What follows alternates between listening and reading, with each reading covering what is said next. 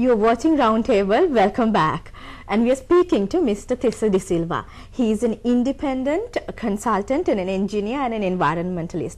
And he really wanted to stress that he is an independent person who has never participated in a discussion which had any political connotation before.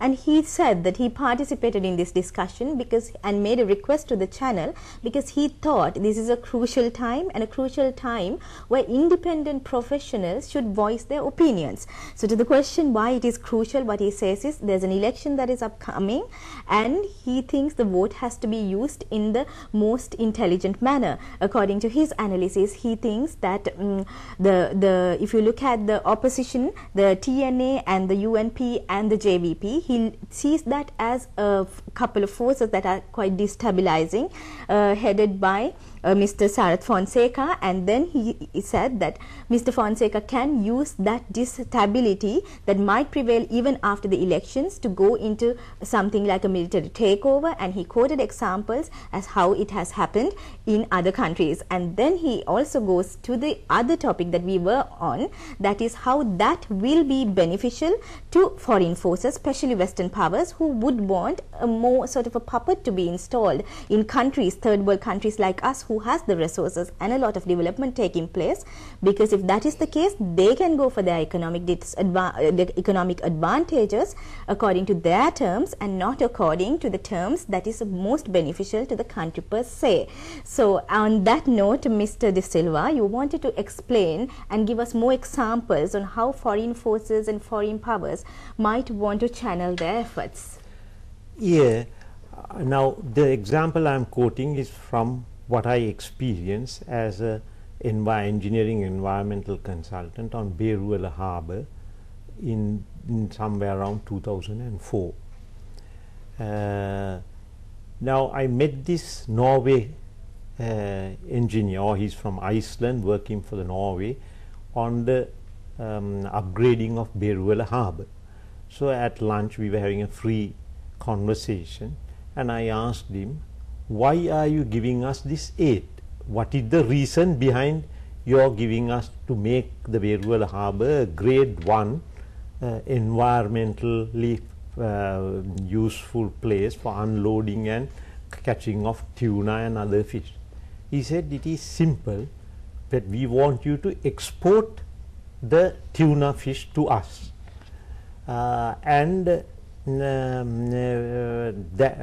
is one reason, because we can't get good fish in Europe because all our waters in the Atlantic are contaminated and we can't get good tuna from that side.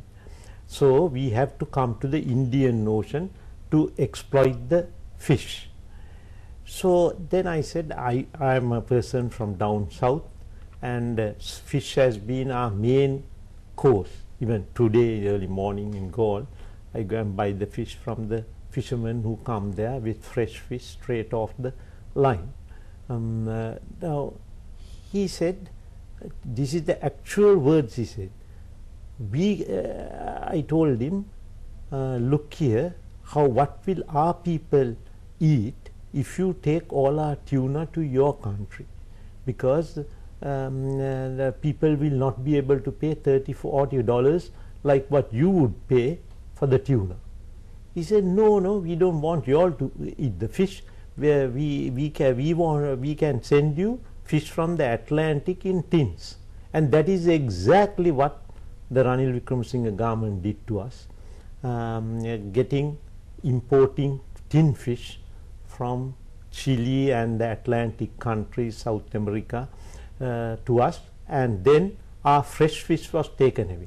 I have seen fishermen from Hambantota to Gaul, what they eat at the end of the day are what is thrown out, or the body parts inside, like the stomachs, the liver, that type. The good tuna is all cut up and sent to this for export market. So any medical person will say, because lack of fish will bring not only the brains down of the southern people, of the Sri Lankan people, but also nutrition for our children. So their reasoning is we must get the best to Europe because we can pay. And that is the logic on which the tourism operates. All those things operate. The simple this thing, how can we exploit you? So the European people are trying to keep us at a lower level of development. But we should understand we can't allow that to go on. We should understand where we should exert ourselves, and whole idea of development is to bring our level also up to the level of them.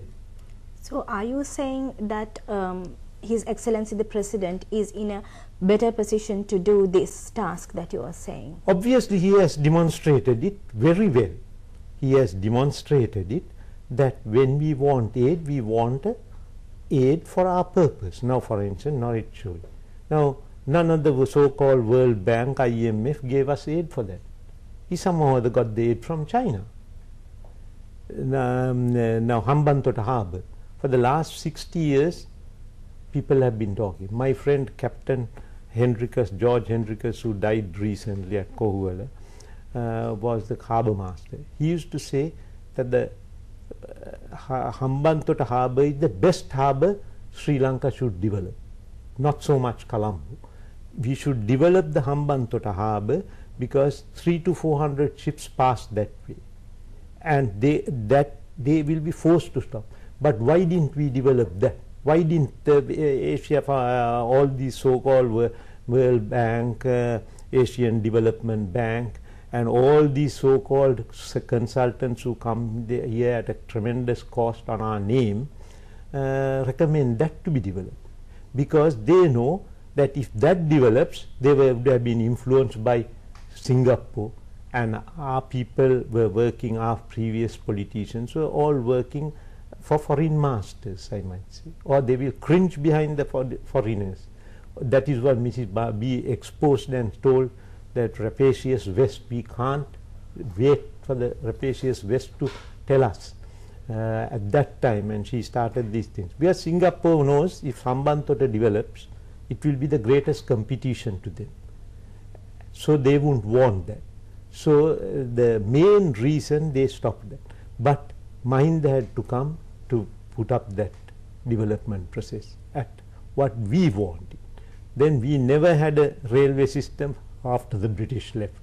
The reason being because the British brought the railway not for our good, but to transport their tea and rubber to the Colombo, as well as to bring the indented labour to Sri Lanka from India. That was the main reason to build the railway line, not for the technology part of it.